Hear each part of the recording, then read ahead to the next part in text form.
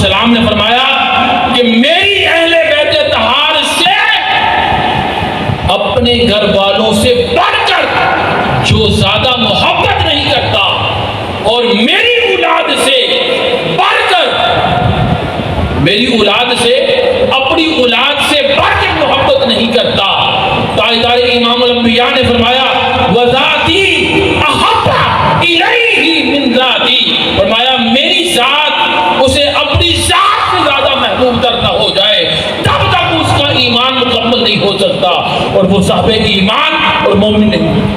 سبحان اللہ۔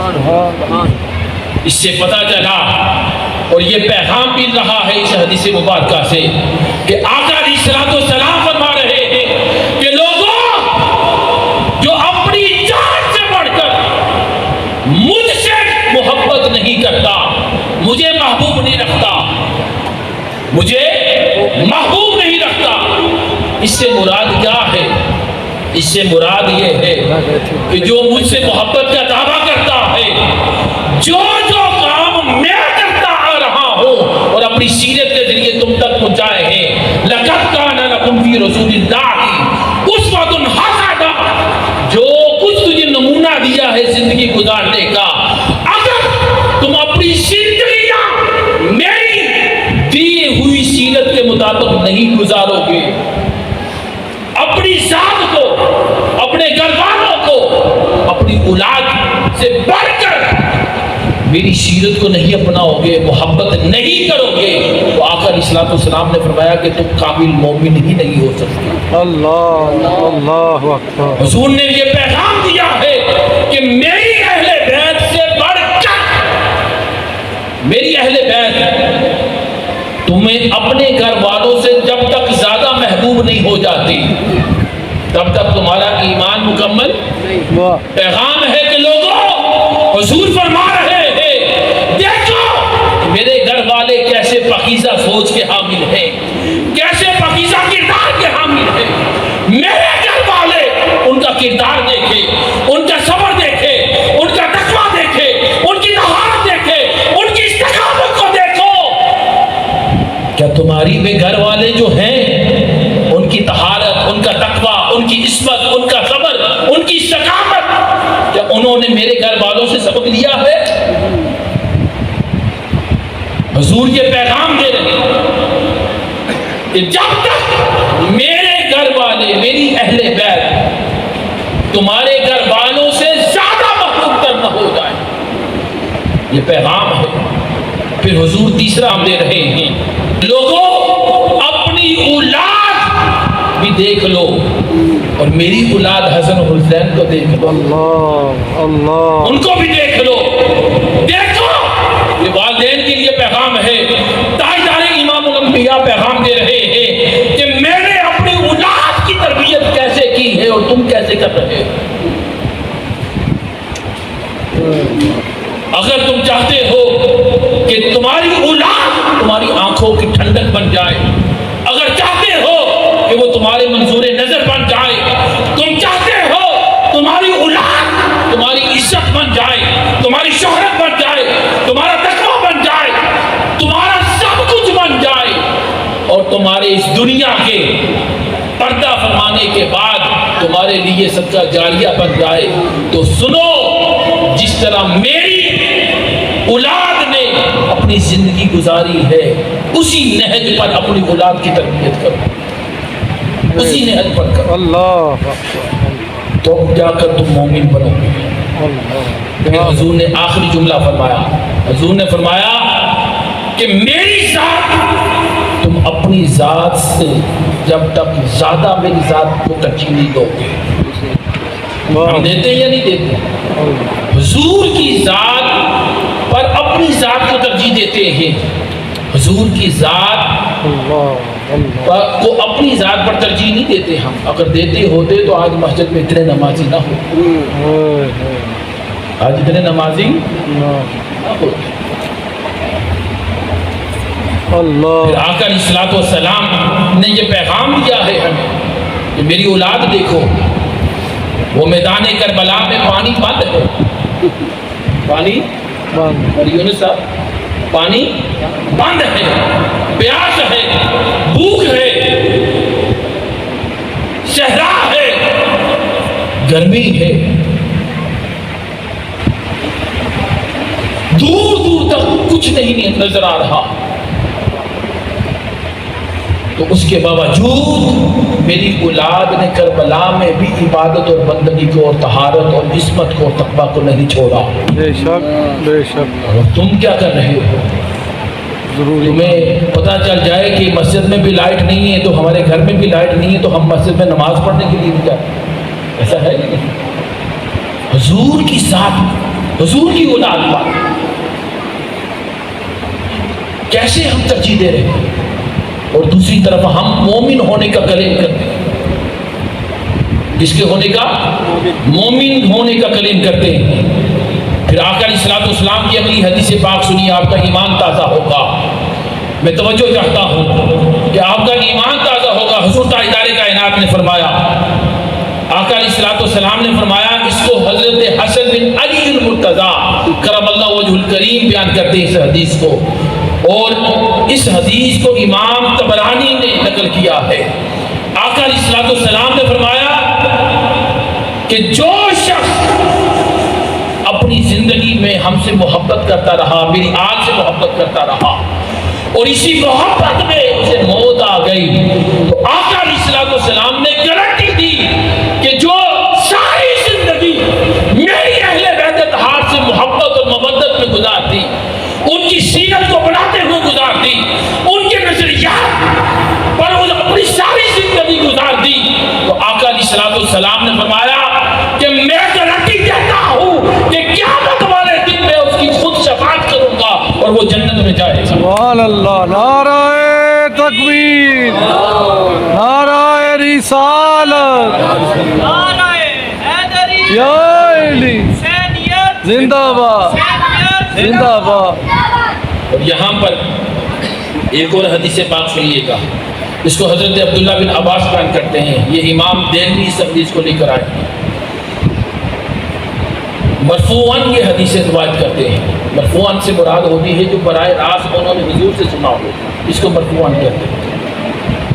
وہ بیان کرتے ہیں کہ آقا علیہ الصلوۃ والسلام نے خود فرمایا، سنیے گا اے ایمان والو، اے بچوں سنیے گا، اے نوجوانوں سنیں، میری طرف توجہ کریں۔ حضور نے فرمایا کہ میں درخت ہوں، سب بولیے کیا ہے؟ حضور کیا ہے؟ حضور اپنی مثال دے رہے ہیں کہ میں درخت ہوں اور فاطمہ اس درخت کی ابتدائی حالت ہے، اور علی اس کا پھول ہے، اس کا کیا ہے؟ پھول ہے، اور پھر حسن اور حسین اس درخت کے پھل ہیں، اور جو ان سے محبت کرنے والا ہے وہ اس درخت کے پتے ہیں۔ یہ سب کے سب یقیناً، 3 بار حضور نے جو جملہ فرمایا، یقیناً یقیناً وہ ہمارے ساتھ جنت میں جائیں گے، سبحان اللہ، سب جنت میں جائیں گے۔ سبحان اللہ۔ ارے جنت کا ٹکٹ آقا علیہ الصلوۃ والسلام نے عطا کر دیا ہے، صرف جنت ایک درجے کی دوری پر ہے، وہ کیا؟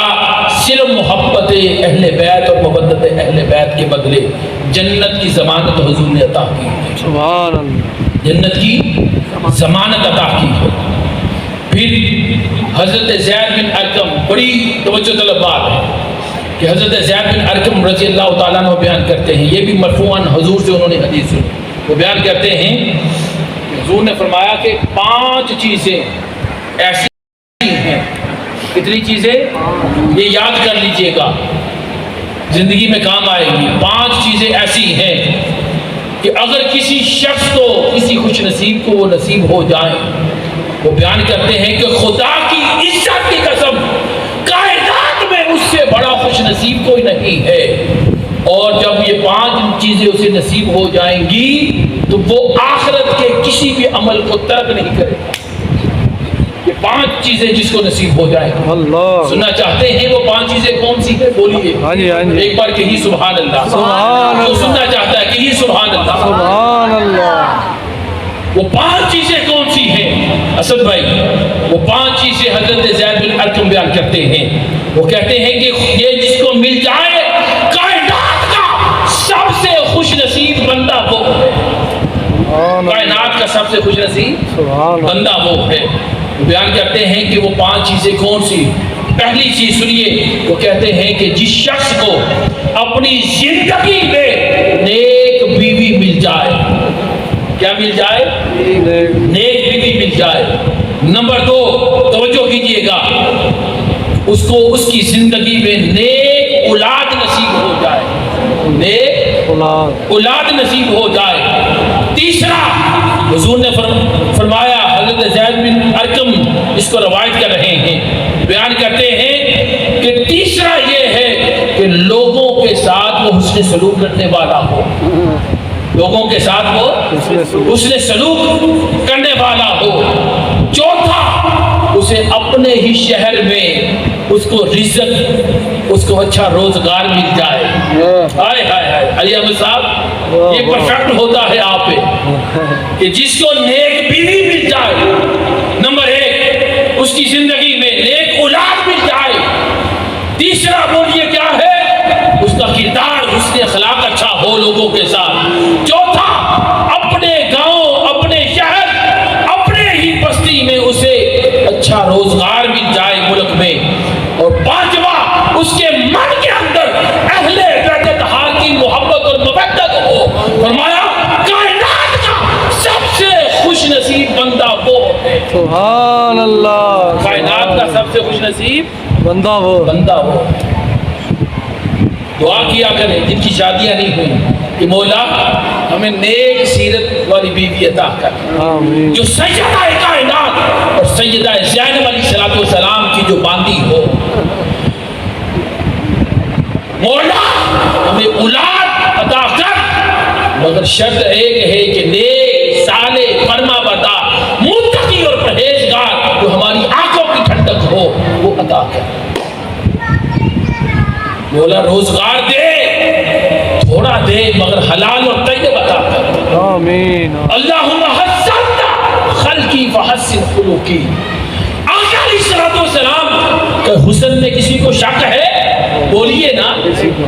حضور کے حسن میں کسی کو شک ہے؟ وہ احسن قدم ترکت تو آئی نہیں. کسی کو حسن میں، حضور کے حسن میں شک، اس کے باوجود حضور آئینہ دیکھتے اپنی زلفیں سنوارنے کے لیے تو دعا کرتے، مولا کہ جس طرح تو نے مجھے خوبصورت بنایا ہے میرے کردار کو بھی خوبصورت کر دے. میرے کردار کو بھی. لوگوں ہم میں سے کتنے ایسے ہیں ہر روز دن میں کئی بار آئینہ دیکھتے ہیں اور حضور تاجدار کائنات کی اس سنت کو ادا کرتے ہیں کہ حضور حسن و جمال کا بہتر ہونے کے باوجود حضور دعا کر رہے ہیں، مولا جیسا خوبصورت بنایا اسی طرح میرے اخلاق کو، جن کے بارے میں خدا نے گواہی دی ہے وَإِنَّكَ لَعَلَىٰ خُلُقٍ عَظِيمٍ، جو خلق عظیم کے اعلیٰ ترین درجے پر پائے، وہ خلق مانگ رہے ہیں، وہ حسن کردار مانگ رہے ہیں، وہ اچھی سیرت مانگ رہے ہیں. ارے ہم کون ہیں؟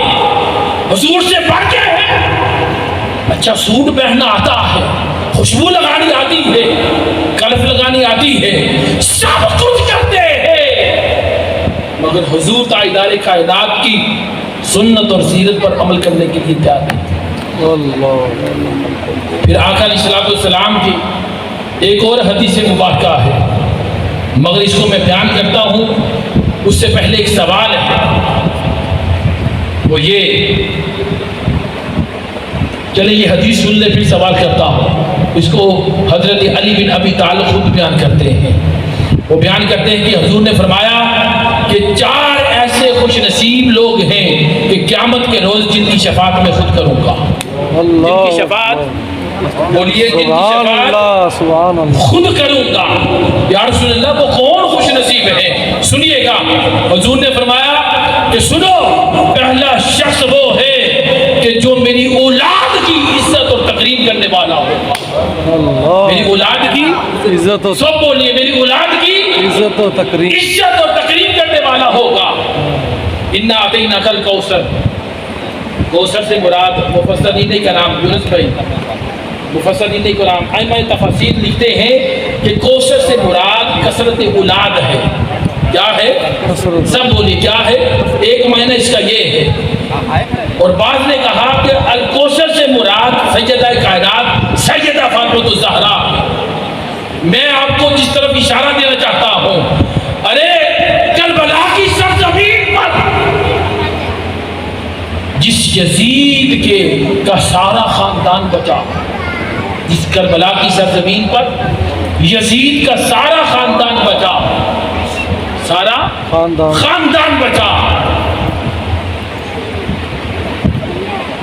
اور اسی کربلا میں امام حسین کا صرف ایک شہزادہ امام زین العابدین بچا، صرف ایک بچا، اور ایک طرف یزید کا سارا خاندان بچا.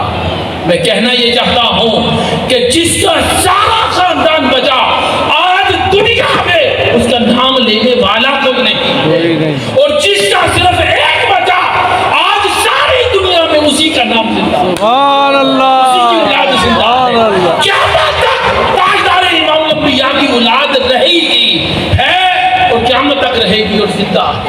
نعرہ تکبیر، اللہ اکبر، نعرہ رسالت، یا رسول اللہ، نعرہ حیدری، یا علی، حسینیت زندہ باد، حسینیت زندہ باد. جزاک اللہ. آقا علیہ السلام نے فرمایا میری اس اولاد کی جو عزت کرے گا اپنی زندگی میں، سنیے گا، توجہ کیجئے گا، حضور نے فرمایا اس اولاد کی، شہزادے کی میری آل ہو جو اس کی تقریم کرے گا، اس کی عزت کرے گا.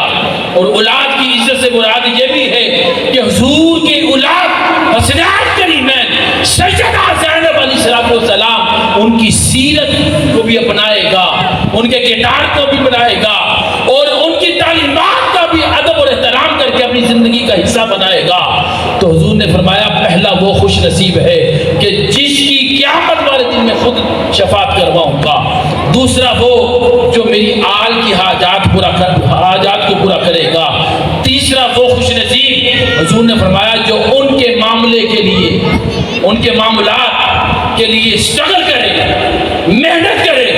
ان کے معاملات سے مراد ان کے کردار، ان کا نظام دیا ہوا نظام، وہ نظام جو کربلا کی سرزمین پر امام حسین نے بچا کر دیا تھا، اس نظام کے لیے جو اپنا تن من دم سب کچھ قربان کر دے، اسٹرگل کرے، محنت کرے. حضور نے فرمایا میں گارنٹی دیتا ہوں کہ جنت کسے چبا دے. سبحان اللہ. چوتھا حضور نے فرمایا وہ خوش نصیب ہے کہ جب میری آل مصیبت میں ہوگی. مصیبت سے مراد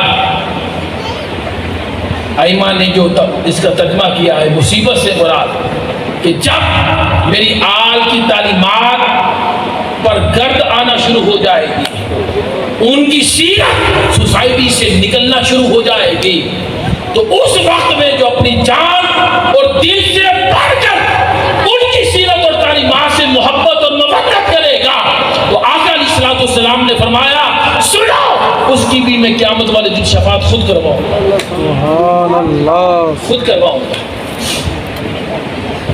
اب مجھے بتائیے ایمانداری کے ساتھ، اب یہ اہل بیت طہار کی محبت ہم پر واجب کی گئی ہے. کیا کی گئی ہے؟ واجب. بولیے کیا کی گئی ہے؟ ابھی آواز نہیں آئی. جتنے نوجوان اور جتنے بچے بیٹھے ہیں آپ کی آواز تو وہ کلاس روم سے باہر جانی چاہیے. سب بولیے یہ اہل بیت طہار کی جو محبت ہم پر واجب کی گئی ہے، یہ کتنی محبت کرنی چاہیے، یہ کتنی واجب ہے؟ سوال بنتا ہے یہ نہیں بنتا کہ یہ جو حضور نے فرمایا کہ محبت اور مودت کرو مگر کتنی کرو. اب یہ سنیے گا، مجھے ایمانداری سے بتائیں، یہ میں آپ سے سوال کر رہا ہوں عدنان بھائی، سنیے گا توجہ کے ساتھ، مجھے ایمانداری سے بتائیں کہ نماز کیا ہے؟ ابھی جو ہم نے پڑھی مغرب کی، کیا ہے؟ فرض ہے یا نہیں فرض؟ کس چیز کو پتا ہے کہ فرض؟ ہاتھ کھڑا کریں نا ذرا، استاد سبحان اللہ بھی کہیں. نماز کیا ہے؟ فرض ہے. روزہ کیا ہے؟ روزے رمضان کے 30 روزے کیا ہے؟ فرض ہیں. حج کیا ہے؟ زکوٰۃ کیا ہے؟ قربانی کیا ہے؟ اور اسی طرح اہل بیت اطہار کی محبت بھی فرض ہے، اور تاجدار امام الانبیاء کی محبت بھی فرض ہے۔ میں پھر ریپیٹ کر رہا ہوں، میں تمام بچوں سے سننا چاہتا ہوں، نماز کیا ہے، روزہ کیا ہے، زکوٰۃ کیا ہے، حج کیا ہے، بولتے چلے جائیے، قربانی کیا ہے، اور اہل بیت اطہار کی محبت کیا ہے، اور تاجدار امام الانبیاء کی محبت کیا ہے، فرض ہے۔ لیکن شریعت کے یہ یاد رکھیے گا، یہ جملہ ضائع نہیں کرنا آپ نے، اگر یہ جملہ آپ کو اچھا لگے اور آپ کو لگے کہ یہی حق اور سچ ہے تو کسی کی زبان خاموش نہ رہے، ہر ایک کی زبان پر سبحان اللہ کی صدا ہونی چاہیے۔ اگر یہ شریعت کے جتنے بھی فرائض ہیں، خدا کی عزت کی قسم یہ سارے مل جائے اور اہل بیت اطہار کی محبت سے نہیں بڑھ سکتے، اہل بیت اطہار کی محبت سے۔ میں اس پر حدیث دوں گا، دلیل دوں گا کہ تمام فرائض مل کر اہل بیت اطہار کی محبت سے نہیں بڑھ سکتے۔ اب مجھے بتائیے ایمانداری کے ساتھ نماز کیا ہے، پھر بولیے ذرا، میں جگانا چاہتا ہوں کہ آخری اختتام پیغام کی طرف آ رہا ہوں۔ نماز کیا ہے، لیکن کب فرض ہے؟ 6 سال تک فرض نہیں ہے، سب بولیے گا 6 سال تک فرض نہیں۔ اب یہاں پر توجہ چاہتا ہوں، کوئی آپس میں گفتگو نہ کرے، میں یہ سنوں گا، بچوں سے بالخصوص پوچھوں گا کہ میں نے کیا کہا، کہ نماز کیا ہے، کب فرض ہوتی ہے؟ 6 سال تک نماز فرض نہیں ہے۔ پھر اس کے بعد روزہ کیا ہے، نماز ویسے 7ویں سال میں پوری ہوتی ہے۔ 6 سال تک خدا نہیں پوچھتا کہ میرے گھر میں آیا کیوں نہیں، میرے گھر میں کوئی کلیم نہیں کرتا خدا، وہ کہتا ہے کہ 6 سال تک نہیں پوچھوں گا، جیسے 7ویں سال میں انٹر ہوتا ہے خدا نماز فرض کر دیتا ہے۔ اس لیے نماز فرض ہے، مگر 6 سال کے بعد۔ روزہ کیا ہے، فرض ہے، قرآن میں اللہ نے فرمایا، میں آیت نہیں پڑھ رہا، صرف آپ کو مفہوماً پیغام دے رہا ہوں، قرآن میں اللہ رب العزت نے فرمایا کہ روزہ فرض ہے، مگر بیمار ہو تو چھٹی، بیمار ہو تو سب بولیے گا، یونس بھائی، بیمار ہو تو قرآن میں خدا نے چھٹی دی ہے۔ مولا کب تک چھٹی ہے، بیمار ہے، فرمایا جب تک تو تندرستی نہیں ملتی، تب تک چھٹی ہے، تندرستی آ جائے تو اس کی قضائی دو، اس کی قضائی دو۔ بتائیے گا زکوٰۃ کیا ہے، بولیے نا کیا ہے، فرض ہے، لیکن قرآن کہتا ہے کہ صاحب نصاب ہو، پیسے ہیں تو ٹھیک ہے فرض ہے، نہیں تو چھٹی، کیا ہے، چھٹی۔ حج خدا کہتا ہے کہ فرض ہے، مولا کس پر فرض ہے، فرمایا جندے کو خرچہ ہے، جس کے پاس جیب میں خرچہ ہے، صاحب نصاب ہے، فرمایا کہ اس پر حج فرض ہے۔ اگر خرچہ کرایا نہیں، صاحب نصاب نہیں تو چھٹی، صاحب نصاب نہیں تو چھٹی۔ اپنی ایمانداری سے بتائیں، اپنی ایمانداری سے بتائیں کہ نماز 6 سال کے ہیں تو چھٹی،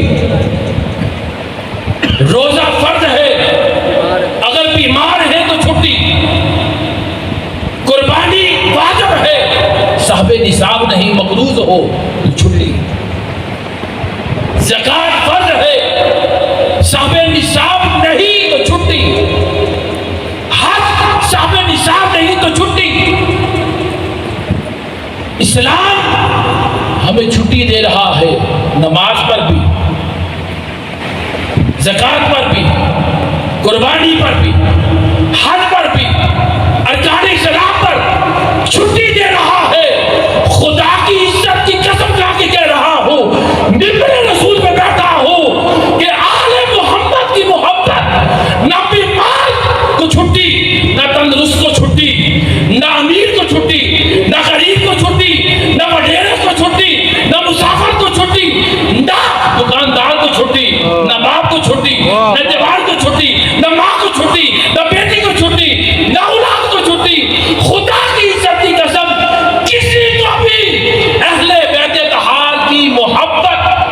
کو چھٹی نہیں ہے، سب پر فرض، سبحان اللہ، سب پر فرض،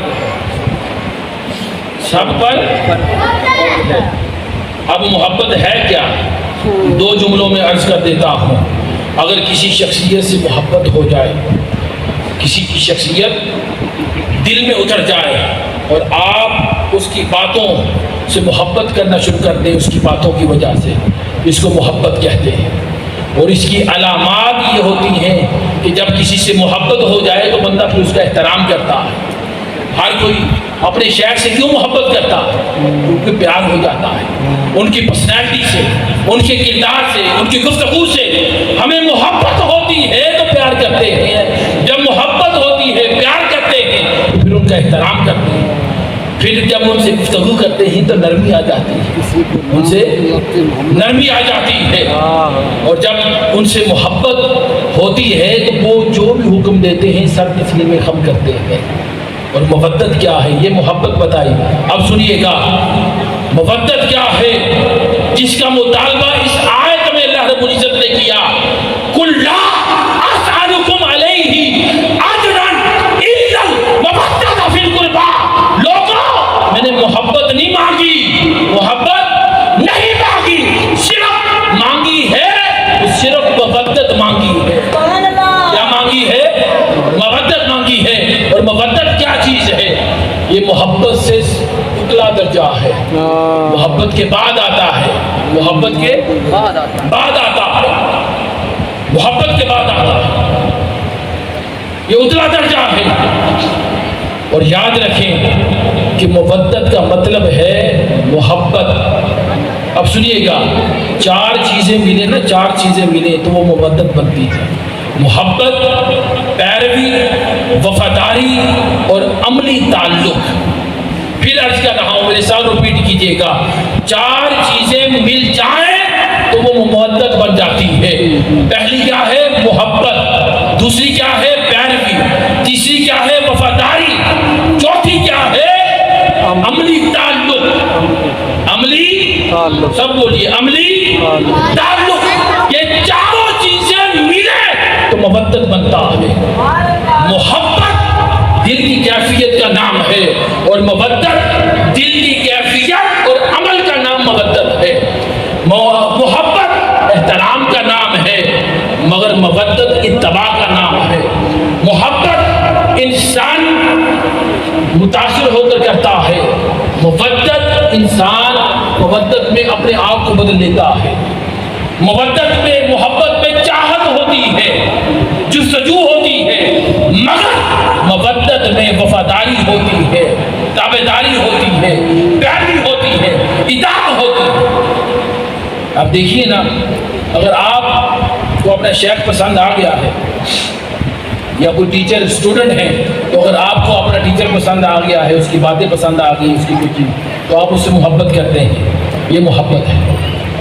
اگر اسی استاد کی تعلیمات پر عمل کرنا شروع کر دیں، جو استاد جس سے محبت کرتے تھے وہ جو کہتا ہے اسی طرح کرنا شروع کر دیں، اس کی تعلیمات کو اپنی زندگی کا حصہ بنا لیں، تو یہ کیا بن جائے گی؟ مودت۔ نہیں سمجھ آئی؟ پھر مثال دے رہا ہوں، اب مجھے امید ہے کہ آپ کو سمجھ بھی آ جائیں گی اور جاگ بھی جائیں گے۔ ابھی عبداللہ بھائی نے، اسد بھائی نے نعرہ لگایا تھا، کون سا؟ نعرہ حیدری لگایا کہ نہیں؟ علی کا نام سننے کے بعد آپ کی زبانیں کھل جاتی ہیں، کھلتی ہے نہیں کھلتی؟ دیکھتے ہیں کتنی کھلتی ہے۔ نعرہ حیدری، علی کا مطلب کیا ہے پتہ آپ کو؟ بلند۔ اگر علی کا نام لینا ہے تو بلند ہونا پڑے گا بھائی، اپنی آواز کو بلند کرنا پڑے گا، اپنے کردار کو اعلیٰ کرنا پڑے گا۔ نعرہ حیدری، علی کا نام سن کر جو آپ نے نعرہ لگایا، ایسے لگا دیا، اس کو محبت کہتے ہیں۔ اس کو کیا کہتے ہیں؟ محبت۔ محبت کیا ہے کہ علی کا صرف نعرہ نہ لگایا جائے، بلکہ علی کے تعلیمات پر عمل کیا جائے اور زندگی ان کی تعلیمات کے مطابق گزاری جائے۔ علی نے اپنی زندگی میں عدل کو اپنایا، آپ بھی اپنائے، تقویٰ کے عروج پر تھے، اور شجاعت والے تھے اور عبادت گزار تھے. اگر ہم اپنے کردار میں ان کی تعلیمات اور سیرت کو لے آئیں تو یہ کیا ہے؟ مودت ہے. اور میں نے جو آپ سے عرض کیا تھا کہ میں اس پہ دلیل دوں گا کہ یہ جو میں نے جملہ بولا تھا کہ سارے فرائض اکٹھے ہو جائیں، سارے فرائض اکٹھے ہو جائیں تو وہ محبت مودت اہل بیت اطہار سے نہیں بڑھ سکتے، ان کی محبت سے زیادہ نہیں بڑھ سکتے.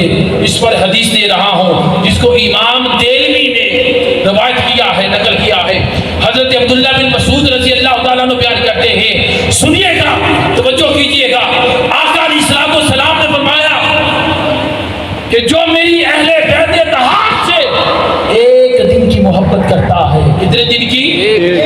سب بولیے کتنے دن کی؟ آواز نہیں آئی. کتنے دن کی؟ ایک دن کی. رکتا ہوں، پہلے ایک اور چیز بتاتا ہوں. نماز یونس بھائی اور ہمارے استاد، قوم کے استاد، سر مجھے بتائیے گا نماز اگر انفرادی اکیلا پڑھیں تو کتنی نمازوں کا ثواب ملے گا؟ ایک نماز کا. ایسا ہی ہے نا، چاہے وہ مسجد کے اندر پڑھے. اگر اکیلے نماز پڑھی تو کتنی نمازوں کا ثواب ملا؟ سب بولیے کتنی نمازوں کا؟ اگر وہی نماز جو فرض تھی جو اکیلے پڑھی تو ایک ثواب ملا. اگر وہی فرض نماز ہم جماعت کے ساتھ امام صاحب کے پیچھے پڑھیں تو کتنی نمازوں کا ثواب؟ 27. کتنی؟ سب بولیے 27. اگر ہر روز فرض نماز دن میں 5 ہے کہ 7 ہے؟ بولیے نا. 5 ہے کہ 7؟ 5 ہیں تو 5 کو ملٹیپلائی کریں کتنا بنتا ہے 27 کے ساتھ؟ اگر جماعت کے ساتھ ادا کریں 135 نمازیں بنتی ہیں. کتنی؟ سب بولیے کتنی؟ 135 نمازیں بنتی ہیں. اگر دن میں 5 نمازیں با جماعت امام کی اقتداء میں پڑھی جائے 135.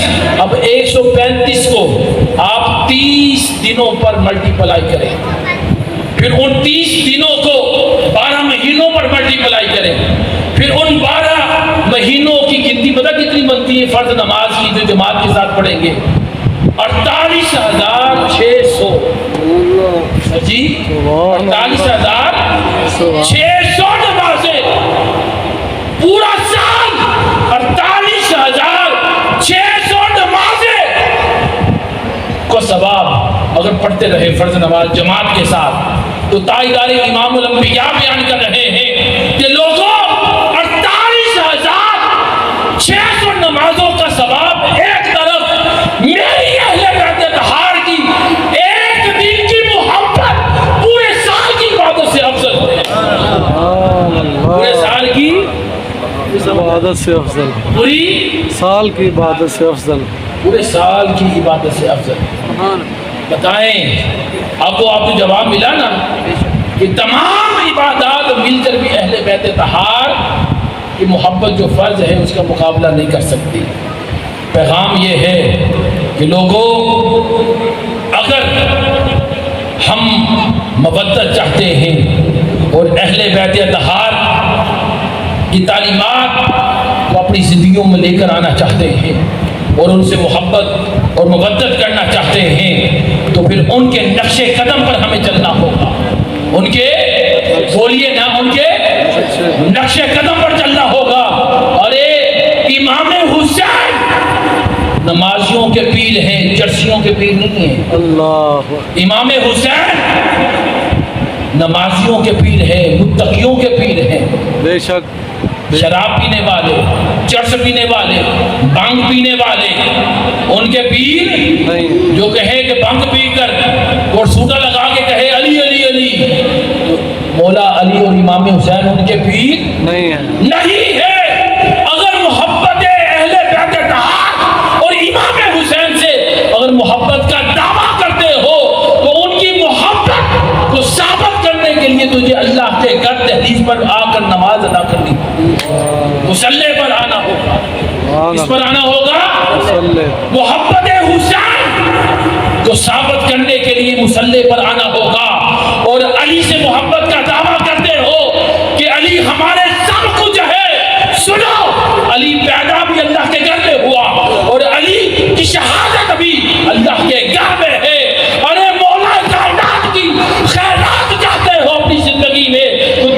اللہ کے گھر میں آنا پڑے گا، سبحان اللہ، اللہ کے گھر سے جڑنا پڑے گا، اللہ کے گھر سے جو گھر سے جڑنا پڑے گا۔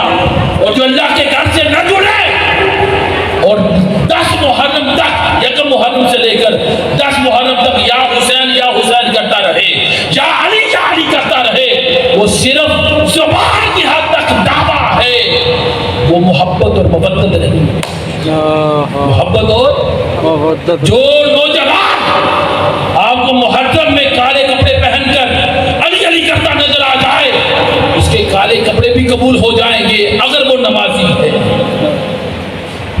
اگر وہ نمازی ہے، اگر وہ نوجوان جو چوکوں میں بیٹھنے والا ہے، سوشل میڈیا کو ٹائم دینے والا ہے، اگر وہ متقی ہے، اپنی آنکھوں کی طہارت رکھتا ہے، پرہیزگار ہے، صابر ہے، استقامت والا ہے، ادب اور احترام کرنے والا ہے، بڑوں کا، والدین کا، رشتوں کا حیا کرنے والا ہے، ماؤں بہنوں بیٹیوں کو پاکیزہ نگاہ سے دیکھنے والا ہے، تو سمجھ لیں کہ یہ مولا حسین اور مولا کائنات دونوں اس کے مرشد ہیں، دونوں اس کے کیا ہیں؟ مرشد ہیں۔ اور سیدہ کائنات اور سیدہ زینب علیہ السلام کی باندیاں ہونے کا جو دعویٰ کرتی ہیں ہماری مائیں بہنیں بیٹیاں، ارے اگر ان کی محبت کا دعویٰ کرتی ہو تو ان جیسی حیا، ان جیسی عظمت، ان جیسی پاکیزگی اپنی زندگی کا حصہ بناؤ، تو تب ان کی باندی کا دعوے کا کلیم کرنا۔ اور یہی پیغام ہے کہ لوگوں، اگر ہم چاہتے ہیں کہ ہم سارے وہ کام کریں جو مولا علی نے کیے، تو سن لے مولا علی نے اپنی ساری زندگی میں ظلم نہیں کیا، تو ہم کیوں کرتے ہیں؟ مولا کائنات نے، امام حسین نے اپنی ساری زندگی کسی کا حق نہیں کھایا، تو ہم کیوں کھاتے ہیں؟ امام علی مقام امام حسین اور مولا کائنات نے ساری زندگی سگریٹ نہیں پی، نشہ نہیں کیا، شراب نہیں کی، تو ہم کیوں کرتے ہیں؟ نوجوانوں، آج اگر شیشے کے نام پر اور سفاری کے نام پر انجوائے کرتے ہو، سن لو، جن کی محبت کا دم بھرتے ہو انہوں نے اپنی زندگی میں یہ سارے کام نہیں کیے، تو تم کیوں کر رہے ہو؟ ارے نوجوانوں، اگر امام حسن نے امت کی خیر خواہی چاہی، تو پھر ہم حضور کی امت اور امام حسن اور امام حسین کے چاہنے والوں، ان کے لیے کیوں نہیں خیر خواہ بن رہے؟ سیدہ کائنات کی باندیوں، اگر سیدہ کائنات نے اور سیدہ زینب علیہ السلام نے ساری زندگی بے پردگی نہیں کی، بے حیائی نہیں کی، انہوں نے ساری زندگی اپنے شوہروں کی نافرمانی نہیں کی، اپنے والدین کی نافرمانی نہیں کی، اپنی اولاد کی اچھی تربیت کی، اور یہ نہیں کہا کہ بچے ہیں بڑے ہوں گے تو سمجھ جائیں گے، یہ امام حسن اور حسین کو نہیں کہا تھا، سیدہ کائنات نے بچپن سے تربیت کی تھی، بچپن سے تربیت کی تھی، نیک بنایا تھا، اور اولاد کو نیک بنانے میں 99% ماں کا کردار ہوتا ہے۔ اور آج ہم نے اپنی اولادوں کو صرف سکول، کالج اور یونیورسٹی کے حوالے کر دیا ہے، جہاں پر ان کے نظریات بدلے جا رہے ہیں، سوچ بدلی جا رہی ہے۔ ارے لوگوں، کربلا کا سارا واقعہ اور پیغام یہ کوئی سیاسی جنگ نہیں تھی، یہ بلکہ صرف نظریہ اور سوچ بدلنے کی ڈائریکشن تھی جو امام حسین نے۔ اس لیے نوجوانوں، اگر ان ہستیوں نے اپنی زندگی میں تکبر نہیں کیا تو پھر تم کیوں کر رہے ہو؟ اہل بیت نے دین کو دنیا پر قربان نہیں کیا تو پھر ہم کیوں کر رہے ہیں؟ اہل بیت اطہار نے اللہ اور اس کے رسول کی نافرمانی ساری زندگی نہیں کی تو پھر ہم کیوں نہیں اطاعت کا رستہ اپنا رہے؟ تب تک محبت کا حق ادا نہیں ہوگا، صرف نعرے لگانے سے مودت کا حق ادا نہیں ہوگا، صرف آنسو بہانے سے محرم میں یا ان کا ذکر سن کر تو مودت اور محبت کا حق ادا نہیں ہوگا، صرف دعوے کرنے سے محبت اور مودت کا حق ادا نہیں ہوگا۔ جب سیرت میں حسینیت آ جائے گی اور کردار میں فاطمیت آ جائے گی، ادب میں علویت آ جائے گی کردار آ جائے گا تو تب دنیا کہے گی یہ ہے وہ لوگ جنہوں نے اہل بیت اطہار سے محبت بھی کی، مودت بھی کی اور اس کا حق ادا کر دیا۔ یہ ہے وہ عظیم لوگ جو دنیا پر چلتے پھرتے حضور تاجدار کائنات کی بشارت کے امین ہیں، جن کو جنتی ڈکلے کیا اللہ